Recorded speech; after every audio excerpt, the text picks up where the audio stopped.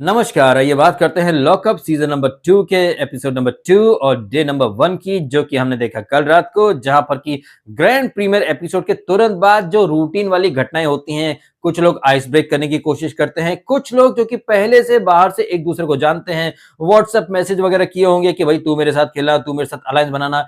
इस तरह की घटनाएं आपको देखने को मिली। वो एमटीवी का कपल जो रहा न जाए सहा न जाए, इस तरह का फंडा लेकर के आए हैं। वो आपस में कैसे खेलेंगे, कैसे नहीं खेलेंगे, इस तरह की बातचीत होती रहती है। इसी दौरान हम देखते हैं सदी की सबसे संस्कारी गृहिणी यानी कि सुनीता जी, जो कि सुबह 3 बजे उठती हैं, शिव शिव शिव, राम राम राम, यानी कि प्रभु का नाम जप करती हैं। लेकिन जितना मैंने देखा और सुना है सुनीता जी को, वो भगवान का नाम कम, अपने पति गोविंदा यानी कि चीची की चर्चा को ज्यादा करती हैं। और ची की चर्चा करते करते इन्हें च शब्द से बहुत ज्यादा प्यार हो गया है, इसीलिए तो च से चड्डी पर चर्चा कर रही थी ये Sunita ji. I think toxic पैम के साथ बैठ करके, जहां पर वो पैम जो है वो कह रही थी, ओ माय गॉड इतने लड़के हैं, अब किसकी चड्डी क्या है, हम चड्डी ड्राई करेंगे, सुखा लेंगे, फिर सब बातें करेंगे, ओ इस लड़की की ये चड्डी है। इन्हीं बातों के बीच में ये जो सुनीता जी, जो कि 3 बजे उठ करके प्रभु का नाम जपती हैं, उनके मुंह से गाली निकलती है, बेंचो। मतलब ये महिला है, गृहिणी है, ये गाली दे सकती हैं, लेकिन अगर हम अपने वीडियो में गाली दें तो लोग हमारी जबान पकड़ने आ जाते हैं कि भाई आपकी लैंग्वेज बहुत खराब है। डीएस के भाई, आप ना लैंग्वेज की वजह से मात खाते हो। अगर लैंग्वेज की वजह से हम मात खाते हैं तो सुनीता जी को लॉकअप का शो कैसे मिल गया? अगर लैंग्वेज की वजह से हम मात खाते हैं तो कैरी मिनाटी के इतने सब्सक्राइबर कैसे हो गए? और अगर लैंग्वेज या गाली गलौज हमारा एक कमजोर पहलू है तो मिर्जापुर जैसी वेब सीरीज के इतने सारे फैंस कैसे हो गए? ये बातें बताई नहीं जाती। वैसे देखा जाए तो कल के एपिसोड में अकेली सुनीता जी नहीं है जिन्होंने गाली गलौज करी है, और ये तो मैं मान करके चल रहा था पहले से कि भैया नेटफ्लिक्स पर ये शो आ रहा है तो गाली गलौज, बोल्ड चीजें, अतरंगी चीजें, अश्लील चीजें आपको भर भर के देखने को मिलेंगी। अभी तो सिर्फ शुरुआत है भाई साहब, आगे आगे देखिए होता क्या है। खैर, हम लोग बात कर रहे थे गाली गलौज की, तो इस एपिसोड की शुरुआत में ही सुनीता जी बेंचोत बोल देती हैं, और उसके थोड़ी देर बाद जब रितेश देशमुख आते हैं, ये जो जेल में जो कैदी हैं, इनके गले में लाल पट्टा, हरा पट्टा, बन गया पट्टा, देखो बन गया कुत्ता, इस तरह की वो ज्ञान देने आते हैं कि जिसका लाल पट्टा है वो अनसेफ है, जो ग्रीन पट्टे में है वो सेफ है। कहीं ना कहीं यहाँ पर हमें हिंट मिल जाती है कि नॉमिनेशन वाली एक्टिविटी होने वाली है। इसी दौरान जब घर में खर्चा पानी वगैरह क्या करना है, कैसे क्या खाना वगैरह आएगा, ये सारी बातचीत चलती रहती है। वहां पर राम कपूर जो है उनके मुंह से पैंचो निकलता है, यानी कि सुनीता जी की तरह राम कपूर को भी हिंट मिली कि भैया आते से गाली गलौज करना। और गाली गलौज का ये जो दौर है ये यहीं पर नहीं रुकता है। इनफैक्ट कल के एपिसोड में वो जो पट्ट से हेडशॉट मारने की एक एक्टिविटी होती है, जिसमें कि हर्षद को पहले ही दिन घर का विलन बनाने की निंजा टेक्निक इस्तेमाल करी है मेकर्स ने। उन सारी चीजों पर हम आएंगे, डिटेल से बात करेंगे। लेकिन ये जो एक्टिविटी चल रही थी ना, इस एक्टिविटी में सदी की सबसे संस्कारी अभिनेत्री यानी कि शिवांगी जोशी, उनके हिप पर एक गोली, अब इसे गोली बोले या रंग बोले या फिर आप कुछ भी बोल सकते हैं, वो आकर के लगता है। कहने का मतलब यह है मेरा कि ये जो शूटिंग वाली एक्टिविटी चल रही थी, यहाँ पर हर्षद और आकांक्षा जो पट्टे से हेडशॉट मार रहे थे, कुछ जगह हेडशॉट की जगह हिप शॉट भी लग गए थे। और ऐसा ही हिप शॉट लगा था शिवांगी को, जहां उनके हिप पर आकर वो बुलेट लगती है। तो बाकी के लोगों ने तो कुछ नहीं बोला, लेकिन टीवी का होनहार और मोस्ट हैंडसम लौंडा यानी कि धीरज धूपर, उसके मुंह से पट्ट से निकलता कि गांड पे लगी है, गांड पे लगी। और मजे की बात देखिए कि धीरज धूपर जहां खड़ा था ना, वहां पर सारी महिलाएं खड़ी थी। वो महिलाएं भी जो कि इस सीजन के पहले एपिसोड यानी कि ग्रैंड प्रीमियर एपिसोड में लैंग्वेज या मोरालिटी या फिर बीइंग अ पब्लिक फिगर आपको सोच समझ के बोलना चाहिए, बिकॉज आपके वर्ड जो हैं वो लाखों लोगों को इन्फ्लुएंस करते हैं। लेकिन इतनी सारी महिलाएं जो हैं, लेकिन इनमें से किसी के भी कान पर रत्ती भर जू नहीं रहेंगी जो धीरज धूपर को वहां पर बोलते कि ओए एक लड़की के बारे में तू ऐसे कैसे बोल रहा है, तू ये बोल सकता था उसकी कमर पर गोली लगी या फिर हिप पर लगी, ये क्या होता गांड पे गोली लगी। अरे भाई साहब, कहने का मतलब यही है कि ये जो दोगलापन था ना, ये जो फेमिनिस्ट लॉबी या जो मोरालिटी वॉरियर्स या लैंग्वेज वॉरियर्स, कहने का मतलब यह है मेरा कि वो तमाम लोग, खासतौर पर वो फीमेल्स जो कि ग्रैंड प्रीमियर एपिसोड में राम कपूर के सामने मोरालिटी और लैंग्वेज का ज्ञान दे रहे थे, उन सब की मोरालिटी या फिर उन सब का जो ज्ञान था वो कल के एपिसोड में ढूंढने से भी दिखाई नहीं दिया। हालांकि ये जो एक्टिविटी थी पट्टे से हेडशॉट वाली, ये तो बाद में आती है। पहले हम देखते हैं वो चड्डी पर चर्चा, कोने-कोने में रूटीन एक्टिविटी। इसी दौरान वो जो मिट्ठा है सूफी, उसे शायद एक दिन पहले वो लैला ने कुछ बोल दिया होगा, जिसके ऊपर लैला को थोड़ा-सा रिग्रेट फील होता है। वो आता है, पैचअप करने, बात करने की कोशिश करता है,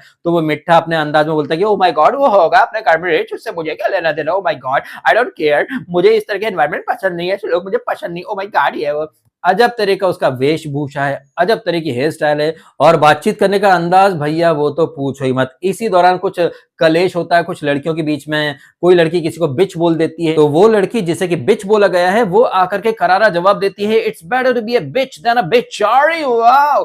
क्या डायलॉग था। तो ये रूटीन वाली एक्टिविटी चलती रहती हैं। इसी दौरान आ जाते हैं रितेश देशमुख। अब रितेश देशमुख जो है वो शो के होस्ट भी हैं, जेलर भी हैं, तो कायदे से उनकी रिस्पेक्ट होनी चाहिए। लेकिन हम क्या देखते हैं कि सारे जो कैदी हैं वो तो अच्छे से बैठे हैं, लेकिन राम कपूर एक साइकोपंथी वाला एक एटीट्यूड लेकर के बैठ जाते हैं। 17 तरह का मुंह बनाते हैं। आई थिंक राम कपूर जो है उन्हें सीजन 1 में आया था ना वो जो चेतन हंसराज जो कि करण कुंद्रा को गाली गलौज भी देता है, आए दिन उसे गांडू भोसड़ी का बोला था, ओपनली आकर के सिगरेट वगैरह पी थी। और बाद में जब करण कुंद्रा आता है जेल के अंदर प्रवेश करता है, चेतन हंसराज से बात करता है, तो वही चेतन जो है वो एकदम भीगी बिल्ली बन जाता है, तू मेरा भाई था गुस्से में निकल गया। मुझे लग रहा है वही वाला कैरेक्टर या फिर वही वाला टेम्पलेट जो है वो राम कपूर को दिया गया है, जो कि होस्ट की इज्जत नहीं कर रहे हैं। होस्ट कुछ बोल रहा है तो 17 मुंह बना रहे हैं। इनफैक्ट वो जो एक्टिविटी चल रही थी, उस एक्टिविटी के दौरान राम कपूर जो है वो रितेश देशमुख को ऑर्डर देते हैं कि कैन आई हैव वाटर, मेरे को पानी पीना है, पानी की बोतल किधर है, क्या पानी मिल सकता है। हालांकि उस समय तो रितेश देशमुख कुछ नहीं बोलते हैं,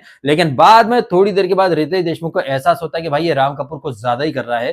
तब रितेश देशमुख एकदम एंग्री यंग मैन वाले तेवर में आते हैं, टोन को लाउड करते हैं और बोलते हैं ऐसा है कि आप लोगों के प्यास लगी है ना, शायद आप लोगों को पता नहीं होगा, लेकिन यहाँ जो जेल है इसका एक ही फंडा है, सवारी अपने सामान की खुद जिम्मेदार है, कर लो पार्टी सारी रात, कल इतवार है, म्यूजिक बजेगा लाउड तो आंटी पुलिस बुला लेगी, आंटी से कह दो जाके पार्टी यूं ही चलेगी।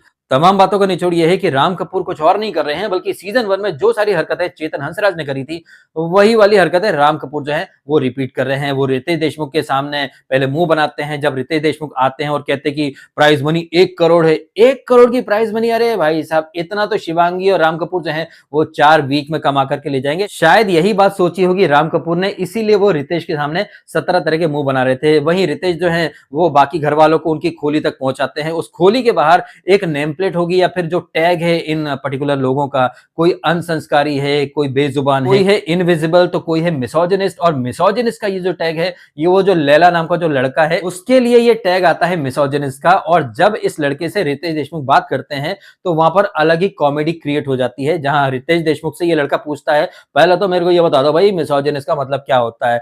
तो रितेश देशमुख बोलते हैं मिसोजिनिस्ट मतलब वो बंदा जो औरतों की रिस्पेक्ट नहीं करता है। तो वो लैला क्या बोलता है, हाँ ये गलत है। क्या गलत है?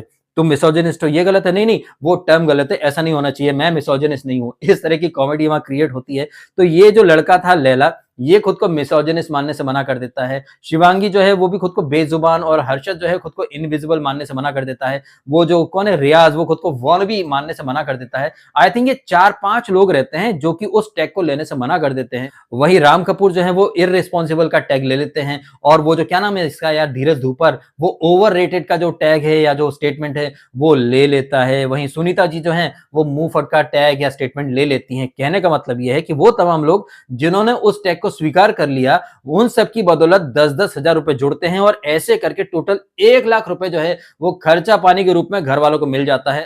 और ये जो खर्चे पानी का 1 लाख रुपया मिला है, इस 1 लाख रुपए को इस्तेमाल करने का हक सबको नहीं मिला है। इस 1 लाख रुपए से क्या ऑर्डर करना है, किसको ऑर्डर करना है, किसके लिए ऑर्डर करना है, ये फैसला लेंगे हर्षद और आकांक्षा यानी कि जेके की वाइफ, जिन्होंने कि ग्रैंड प्रीमियर एपिसोड में अपने सीक्रेट सबके सामने रिवील करे थे। उस चीज का इन्हें इनाम मिला है, जहां सारे कंटेस्टेंट जो हैं वो रेड पट्टा डाल करके अनसेफ हो चुके हैं, लेकिन हर्षद और ये जो आकांक्षा है ये ग्रीन पट्टा लेते हैं। साथ ही साथ इन्हें वो कार्ड मिल जाता है, एक्सेस कार्ड, जिसकी वजह से ये डिजिटल कैंटीन से क्या ऑर्डर करना है क्या नहीं, उसका अधिकार सिर्फ इन लोगों को मिलता है। ना सिर्फ ये, बल्कि थोड़ी देर के बाद जो एक्टिविटी होने वाली है, उस एक्टिविटी में सारे लोगों को शूट करने का अधिकार भी सिर्फ इन दोनों को ही मिलता है, जिसकी वजह से ये जो हर्षद है इसे बाकी लोग जो है वो स्पाइनलेस बोलेंगे, सेल्फिश बोलेंगे, अरे अपनी सहेली शिवांगी को सेव कर सकता था। तमाम तरह के आरोप लगने वाले हैं हर्षद पर, जिसका आभास हर्षद को अभी तो नहीं था।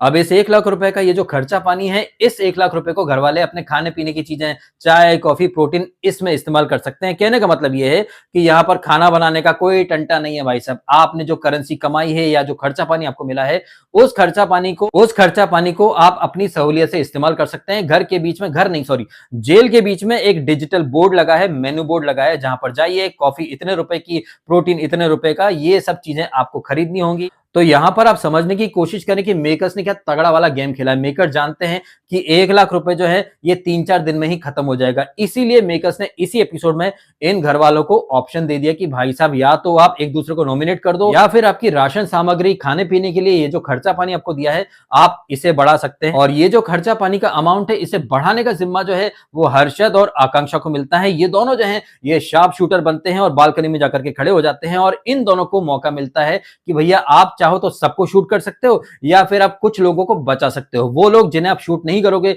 वो लोग सेफ हो जाएंगे। लेकिन मुझे ऐसा लग रहा है कि हर्षद जो है वो बहुत सीधा प्राणी है, वो टास्क को अच्छे से समझा नहीं, क्योंकि अगर वो टास्क को अच्छे से समझता तो 2-4 लोगों को सेव कर लेता, खासतौर पर वो शिवांगी जो कि उसके साथ एक शो कर चुकी है, बाहर से उसको जानती भी है। लेकिन पता नहीं क्यों मुझे ऐसा लग रहा है कि शार्प शूटर का ये जो कैरेक्टर है, ये जो रोल है, इसे हर्षद ने बहुत सीरियसली ले लिया और बहुत अच्छे से इस टास्क को उसने परफॉर्म करा निशानेबाजी के तौर पर। उसके जो निशाने हैं, इनफैक्ट उसके साथ साथ आकांक्षा जो कि टास्क के पहले बोल रही थी, अगेन एक टोंट मारा जीके के ऊपर कि मेरी तो चॉइस और मेरे निशाने दोनों ही बहुत बकवास है, बुलशिट है।